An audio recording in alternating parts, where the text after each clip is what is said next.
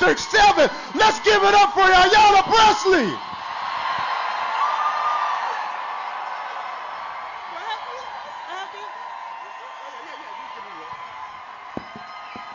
Oh my goodness. Hey! Hello, movement family!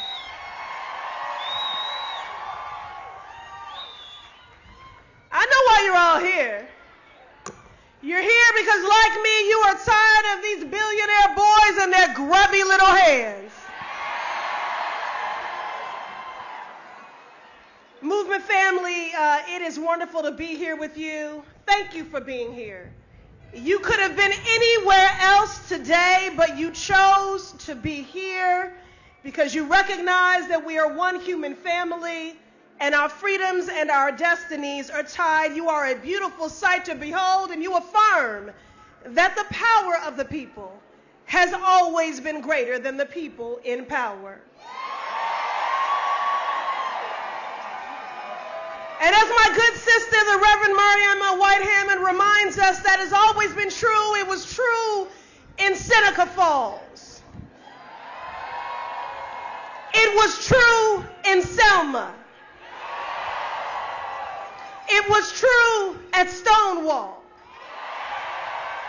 And it is just as true today, and it is only fitting on this day, exactly 40 years ago, a coalition of black liberation leaders, women's groups, student organizers, and unions came together for a national day of protest. They were calling for an end to South Africa's system of apartheid.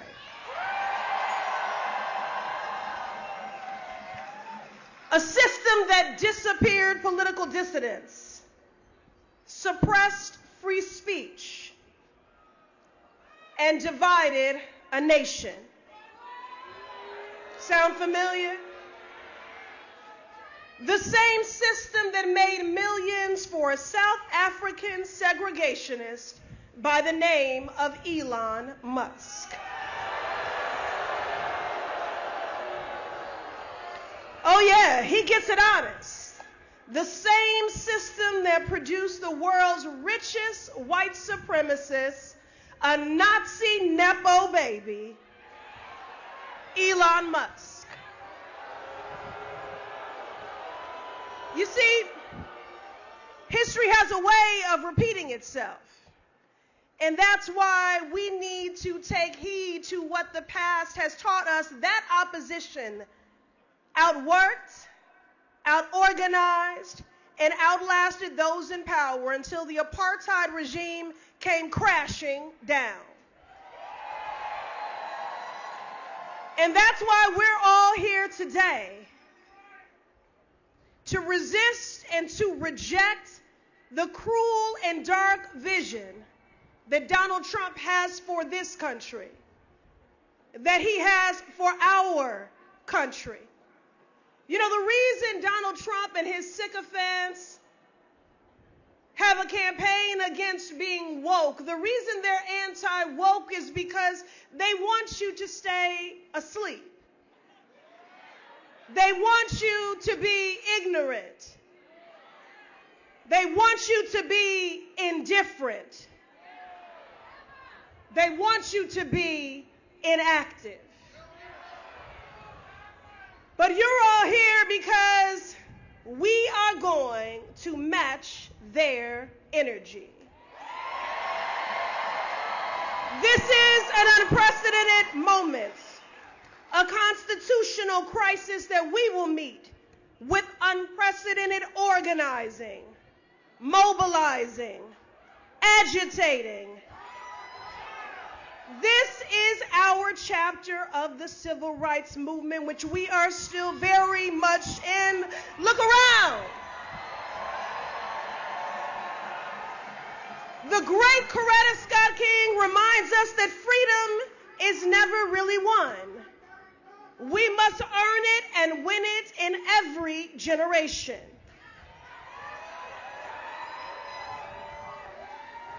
And this is our time.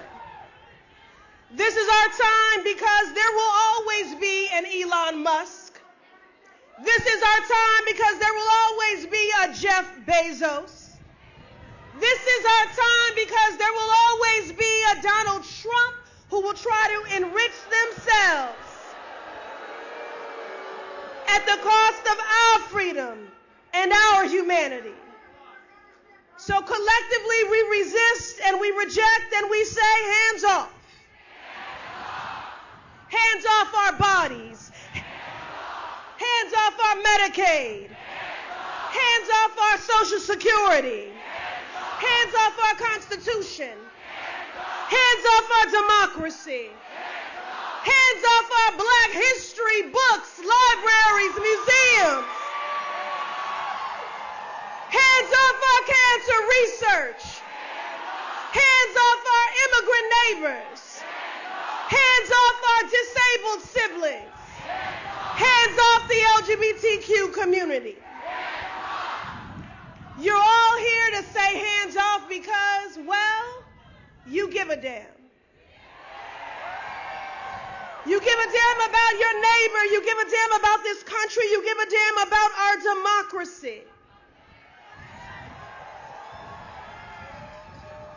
And you're here to match the energy and to meet the moment, to summon the same stamina that my brother colleague, Senator Booker, did.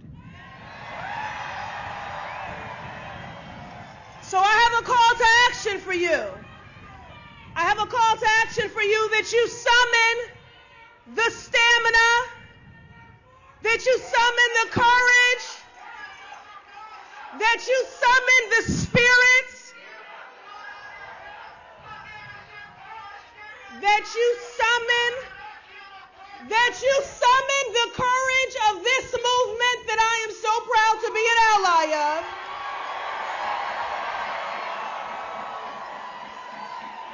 That we center the dignity and the humanity of all people.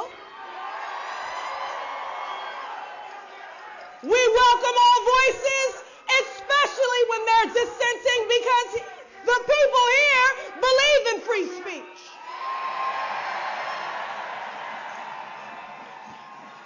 But I need you all to summon the stamina, the courage, and the spirits of the maverick moms in the 1960s from East Boston. I need you to summon the stamina, the courage, and the spirit of Mel King and the activists in the 1960s at Tent City in the South End.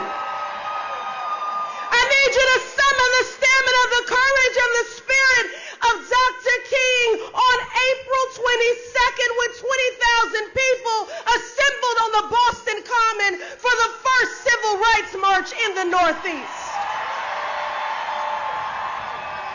I need you to summon the courage, the spirit, and the stamina of Chinatown activists for Parcel C in the 1970s against environmental injustice. I need you to summon the stamina, the spirit, and the courage of those activists in the 1970s of Jamaica Plain and Roxbury to stop the highway and wake up the earth. This is the tradition that you are all a part of. You are freedom fighters. You are democracy defenders. You are patriots.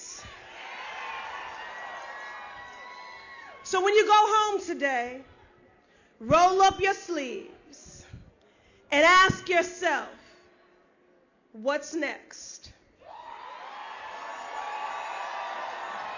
Because that is how we win this, and I'll close with the words of a sister, movement sister who recently transitioned, the great Cecile Richards of Planned Parenthood. While she was in the midst of her cancer battle, she was still fighting. And people asked, Cecile, what are you doing here? You win the fight of your life. And she countered, because one day the question will be asked, when everything was at stake for the country, what did you do? And the only acceptable answer will be, everything that I could. Love you, movement family.